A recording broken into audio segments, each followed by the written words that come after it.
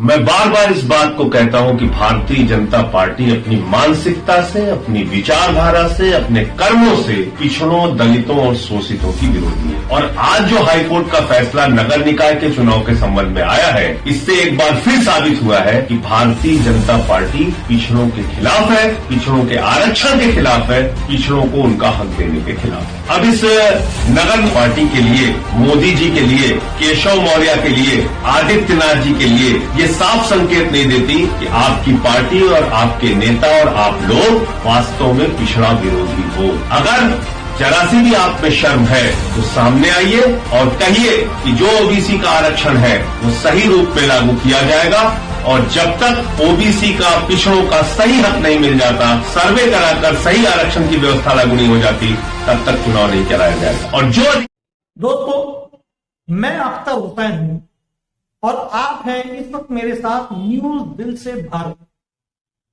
आज हम बात करेंगे उत्तर प्रदेश के बारे में, मुख्यमंत्री योगी आदित्यनाथ के बारे में, और नगर निकाय चुनाव के बारे में, और ओबीसी आरक्षण के बारे में। लेकिन सबसे पहले आप नेता संजय सिंह, यानी कि आप पार्टी के नेता संजय सिंह ने ओबीसी आरक्षण पर और हाईकोर्ट पर क्या कहा है, एक बार आप उसे सुने।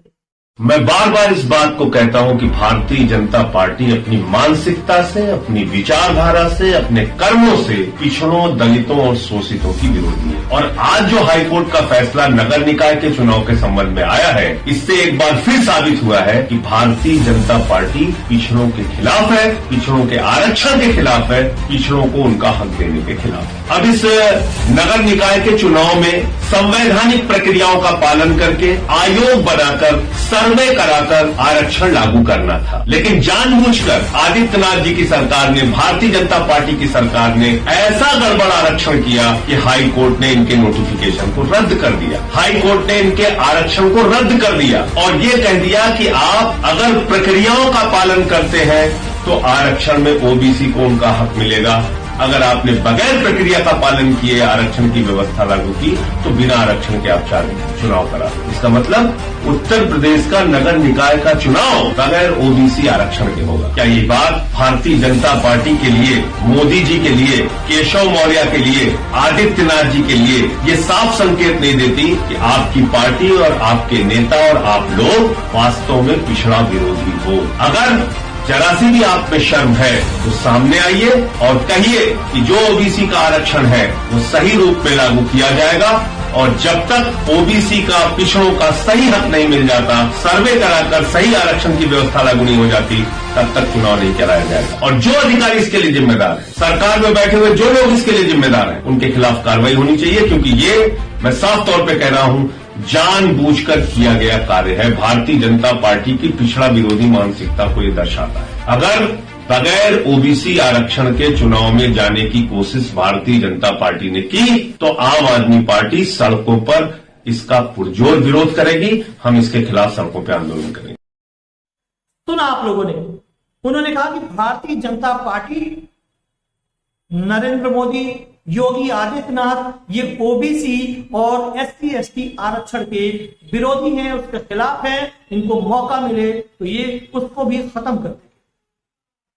इन्होंने नगर निकाय चुनाव में जो आरक्षण की सूची जारी की वो पूरी तरीके से असंवैधानिक है, गलत है, ऐसा इनको नहीं करना चाहिए था। और ओबीसी का जो आरक्षण है, जितना उनको मिलना चाहिए, कम से कम उतना देना चाहिए था। लेकिन असंवैधानिक होने के नाते जब ये मामला हाई कोर्ट पहुंचा तो हाई कोर्ट ने ओबीसी का आरक्षण पूरी तरह से निरस्त कर दिया। और ये पूरे उत्तर प्रदेश के ओबीसी समाज के लिए चिंता का विषय है। और संजय सिंह ने यह भी कहा कि सरकार अगर सही तरीके से जांच करा करके सूचीबद्ध तरीके से अगर आरक्षण की सूची लाती तो शायद ये नौबत नहीं आती।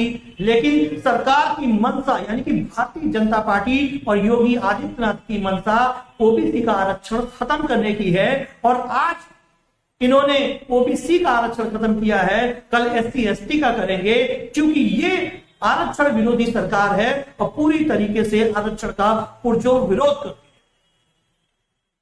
संजय सिंह ने यह भी कहा कि अगर योगी आदित्यनाथ असंवैधानिक तरीके से अगर उत्तर प्रदेश में ओबीसी आरक्षण को सामने रखकर उसका अनदेखा करते हुए अगर चुनाव कराएंगे तो आप पार्टी पूरी तरीके से जमीन पे उतरेगी, रोड पे उतरेगी और आंदोलन करेगी कि ओबीसी का जो आरक्षण है उनको मिलना चाहिए और संवैधानिक तरीके से ये चुनाव हो, ताकि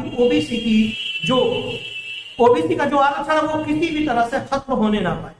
उत्तर प्रदेश की और पार्टियां जैसे समाजवादी पार्टी, राष्ट्रीय Lokdal, Bahujan Samaj party, piece party या अन्य जो पार्टियां हैं, क्या वो ओबीसी समाज के आरक्षण को बचाने के लिए आप पार्टी की तरह रोड पर उतरेंगे, संघर्ष करेंगे और मुख्यमंत्री योगी आदित्यनाथ और भारतीय जनता पार्टी का जो मंसूबा है कि आज चुनाव से इनका आरक्षण खत्म कर दिया जाए, कल को एससी एसटी का भी आरक्षण वो खत्म करेंगे, तो नौकरियों में भी आरक्षण जो आपके लिए बचा है उसमें भी आज नहीं तो कल ये सरकार गांव चलेगी, चाल चलेगी और उसको भी खत्म करेगी।